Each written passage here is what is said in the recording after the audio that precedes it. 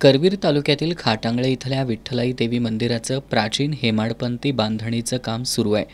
परिसरातील मोठमोठे दगड आणून त्यांच्यावर कोरीव काम करत आणि नव्या तंत्रज्ञानाचा आधार घेत अत्यंत देखण्या मंदिराची उभारणी सुरू आहे. याच बांधकामाच्या अनुषंगानं मंदिर स्थापत्यशैली संदर्भात राज्यस्तरीय कार्यशाळेचं आयोजन करण्यात आलं होतं. या कार्यशाळेत मंदिरशास्त्राचे गाढे अभ्यासक आणि स्थापत्यशास्त्राचे विद्यार्थी सहभागी झाले होते.